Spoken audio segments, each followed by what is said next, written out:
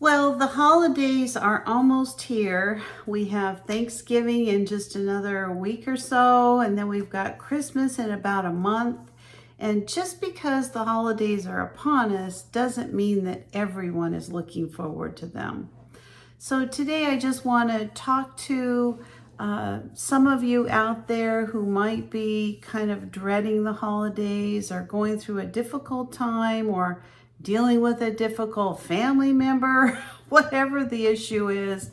There are times in our life where the holidays come and they're not really a season of joy. So these are just some ideas that might help you get through the holidays and make it a little bit easier for you. Number one is it's okay not to feel festive. There's going to be years or holidays or times that you just feel off for whatever reason. Perhaps you're experiencing grief, the loss of a loved one or a friend or a family member or a pet. I mean, there's all kinds of grief. Perhaps you're on the outs with someone in the family or someone's causing you a lot of strife. I actually have someone in my family who is a troublemaker. I don't know how else to describe it. She just creates havoc wherever she goes. And I've had a couple people like that in my life. Thank goodness. I am so thankful for the family I have because I don't have a lot of that. But right now I'm experiencing someone who is just drama. No matter what, she's just drama. And she creates drama. She's high strung. She is confrontational. I don't understand it. It's not something I like to be around. But because I want to see the people related to her, I have to figure out a way to get through it. And you might be in a similar situation. So we're going to talk about, along with not feeling festive, how do we get through the holidays and be somewhat festive? So number two, and I think this is probably the most important thing on the list, is to set the proper expectations. Now, if you're having a hard time, no matter what the situation is, set the right expectations. Let people know, hey, I'm going to be coming for an hour and then I'm going to duck out. I need to let you know, don't put any stress on me to stay. If I decide to, I will, but kind of that's my plan. Maybe you opt not to get together this year. Maybe go serve dinners at your church or help out at the community center or something like that, or go out with a friend. I mean, there's nothing wrong with changing up your holiday. So set those expectations. Let people know this is what I can do. This is what I'm willing to do. And this is what I need to do to make sure that I stay sane this particular holiday.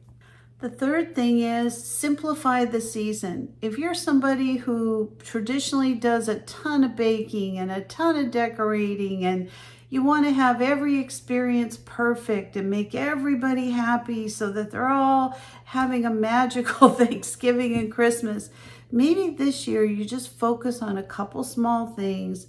Let people know I'm not going to be doing a big whatever. Maybe you can host it at your house and I'll come visit you.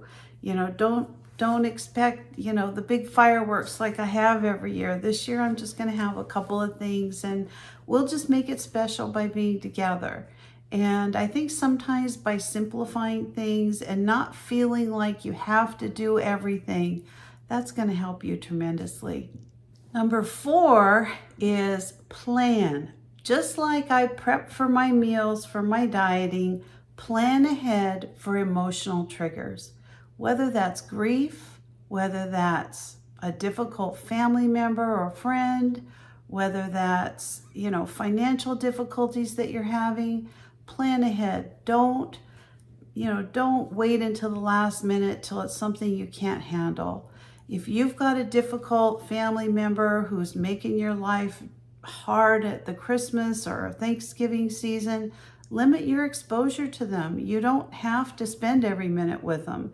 You don't have to talk to them, throughout the whole night. Maybe you say hello, you're polite, go focus on being with other people.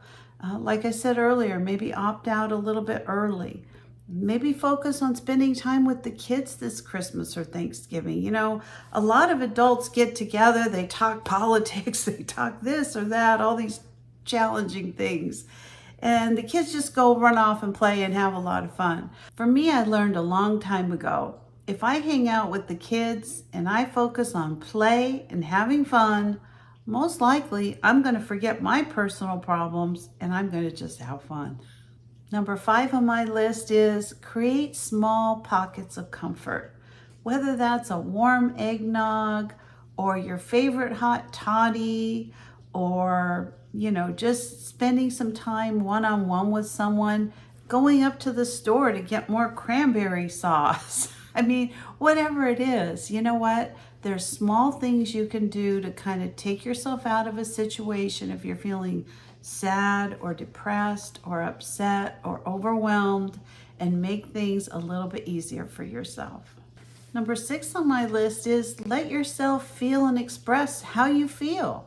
I mean, you don't have to keep everything in. Now, obviously, if you're at Thanksgiving, you don't want to start screaming and yelling and crying and that kind of thing. Maybe to some extent you can, but other people want to enjoy the holiday too. But what I'm saying is journal, meditate, talk with a friend, maybe have a simple thing the night before the holiday and express your feelings. Maybe get away for a walk and have a good cry. I mean, there's all kinds of things that we can do to help ourselves express ourselves, feel better by not holding those feelings in. I heard a long time ago that depression is actually anger and negative feelings that we hold in and we don't express. I think that's true. You talk to a lot of depressed people and you're going to find out they've usually been trying to conquer the world themselves, and you don't always need to do that. Which leads me to number 7. Ask for help before you hit your limit. So if you're feeling overwhelmed with grief, maybe you've lost a loved one and Thanksgiving or Christmas, their favorite meal or the favorite songs that everybody's singing just trigger you, pull a friend, a family member aside, or talk to the group as a whole. Just say, this makes me feel sad. I feel very sad. I miss this person. If someone's being difficult, maybe take that time to pull them aside and just say, hey, can you tone it down a little bit? This is Thanksgiving. Maybe we address this at a later time, what have you. But ask for help. If you need help before you lose it or before you break down or whatever it is, feel free. A lot of people really want to help. They really want to help people that are having a hard time. And last but not least, hold on to the idea the season will pass. And you know what? Next season might be a whole lot better. And if you can just work your way through it the best way that you can by maybe implementing 1 or 2 or all of these different things, I think you'll realize, the next holiday around, you're hopefully going to feel a whole lot better. So I'm just wishing everybody out there a wonderful holiday season. I know it can be very difficult. We, in our family, just a month ago, lost our dog that we've had for many, many years. It was very difficult. I mean, I miss her a lot. And everything just seems off with her not being here. Now, she's a pet. She wasn't a person, but a few years ago, I lost my mother. I mean, that was devastating. And I struggle at the holidays with different traditions that remind me of her. And then, of course, difficult people. What can you say? I think we all have in-laws and outlaws in our family.